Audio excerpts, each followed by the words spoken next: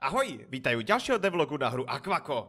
Pre tých, čo sú tu noví, Aquako je manažerský simulátor rybárskej spoločnosti, ktorý tvorím v Godot Engine. V dnešnom devlogu sa pustím do prvého spracovania rýb, vytvorím novú budovu a spojím prístavnú scénu s herným svetom. A presne týmto spojením aj začneme. Pridal som prístavnú scénu do tej hlavnej a napojil som ich tak, že po kliknutí v prístave sa mi presunie kamera, pričom sa mi natočí do správneho uhla. Mal som pritom trochu problém s kontrolovaním tilemapy, no to sa nakoniec vyriešilo vďaka funkcii To Local a taktiež som obmedzil zoom a pohyb po prístave, bude sa dať hýbať len smerom doľava a doprava, tak aby sme sa nedostali mimo scény. Napojil som túto prístavnú scénu aj na skript daného prístavu, tak aby mi postavené budovy upravovali rôzne hodnoty v tom prístave. Napríklad veľkosť úložného priestoru vďaka skladom.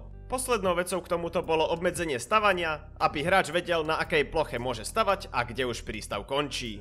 To by sme mali všetko podstatné medzi scénami prepojené a tak sa môžeme pustiť do novej budovy a to bude továreň. Samozrejme, že ma čakal deň plný školy, takže si dáme kafíčko a utekám na vlak. No a teraz späť k továrni. Tá bude slúžiť ako univerzálny priestor, ktorý si hráč bude môcť upraviť podľa seba, bude fungovať tak, že sa otvorí nové okno a hráč si bude môcť upravovať interiér, pridávať pásy či stroje na spracovanie a tak získavať nové produkty z rýb. Ako prvé som začal vytvorením dizajnu budovy.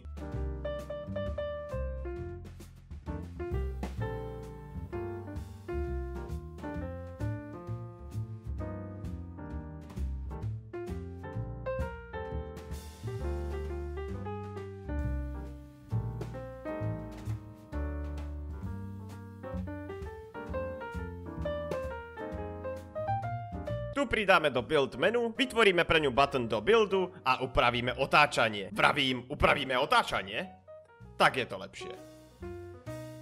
Ako ďalší si nakreslíme tileset interiéru a vytvoríme pre ňu novú scénu.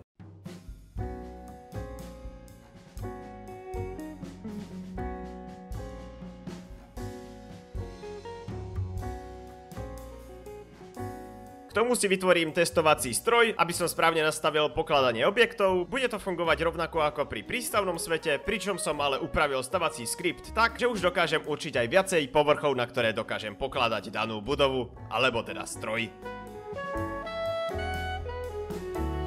Vo štvrtok som skúsil dať prvý programovací stream, na ktorom som vytvoril sprite prvého stroja a pásov. Pre pásy som nakreslil asi 24 možností otočenia a teraz k tomu ešte vytvorím skript na otáčanie.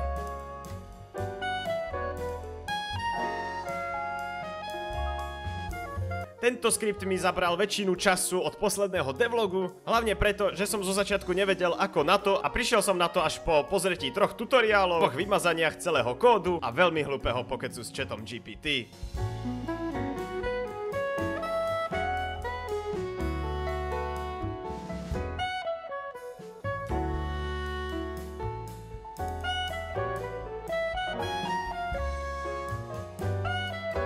Nakoniec som to zjednodušil bez otáčania, tak aby som mohol spraviť základ posúvania itemov a pridať ryby na pásy. Ryby sa berú z prístavného inventáru za pomoci importeru a vracajú sa späť pomocou outputu.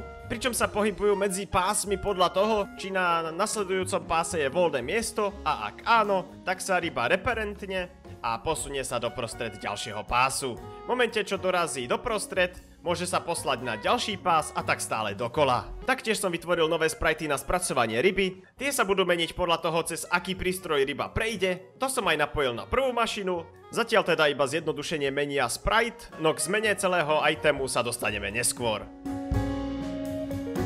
Aby som vedel ľahšie testovať pásy, vytvoril som si nový objekt do UI, a to Quash, vďaka ktorému viem vymazávať už položené pásy. Dámy a páni, momentálne som prišiel na najstupidnejšiu chybu môjho života, a to, že som tým beltom zabudol vymeniť základný sprite a práve preto sa mi tu na debilne všetky otáčali. Skript na pásy som už ako tak vyladil a funguje následovne. Každý pás má okolo seba 4 kolajdery. Tie kontrolujú kolízie s ďalšími pásmi a v prípade kolízie sa pridávajú do listu podľa smeru, z akej strany daného pásu sú. Prípadne ak smerujú na daný pás, pridajú sa aj do druhého listu s takýmito pásmi. Následne sa aktualizuje sprite podľa toho, akým smerom smeruje daný pás a z akých smerov idú okolité pásy. Neviem, prečo sa mi občas nechcú pásy medzi sebou detekovať a preto sa mi tak jeden z 10 pásov nechce k žiadnemu napojiť a musím ho pokladať znova a znova. Ak by náhodou niekto vedel, ako to vyriešiť, určite mi písni do komentárov. Interiér budovy sa mi stále vytváral na blbom mieste obrazovky, takže som sa pustil na jeho úpravu. Teraz sa vytvára nad továrňou, ku ktorej patrí a kamera sa posúva smerom k nemu a nie naopak. Následne som sa znovu vrátil k itemu ryby, ten teraz obsahuje funkciu na prepočet vlastností a podľa toho vyberie sprite. Mal som pritom ale problém, pretože funkcia duplicate už nejakú dobu nefunguje so objektami typu resource, čo sa mi ale vďaka foru podarilo obísť vytváraním nových itemov v importeri. Vlastnosti týchto itemov sa budú meniť v jednotlivých strojoch, tie majú jednoduchým nódom nastavené, akú vlastnosť majú upravovať a aká bude výsledná hodnota danej zmeny. Aby mal hráč prehľad nad vlastnosťami rýb, ktoré sa hýbu na pásoch, vytvorím si nový control object, ktorý bude zobrazovať aktuálne vlastnosti označenej ryby. Len ho ešte otočiť a upraviť dizajn. Asi to nie je úplne najkrajšie, no zatiaľ nám to takto postačí. Taktiež si môžeš všimnúť, že sa mi ryby zobrazujú pred týmto ukazovateľom. Tam mi stačilo zmeniť len vrstvu, na ktorom sa zobrazujú, našťastie. Na záver som upravil rýchlosť pásov a kontrolu itemov na pásoch. Ďalšie pásy si ich brali moc skoro a preto sa mi niekedy presúvali krížom mimo pásu, no to sa mi podarilo vyriešiť podmienkou, že či sú už ready na presun ďalej. No a toto je výsledok dvojtýždňového progresu. Asi tieto devlogy nebudem vydávať až tak často, ako som plánoval, pretože väčšinou mi týždeň zaberie len premyslenie a zistenie, ako danú vec urobiť a druhý na vyladenie danej veci. No dúfam, že ťa tieto moje devlogy stále bavia. Ak áno, napíš svoj názor na hru či video dole do komentárov a vidíme sa zase na budúce. Čau.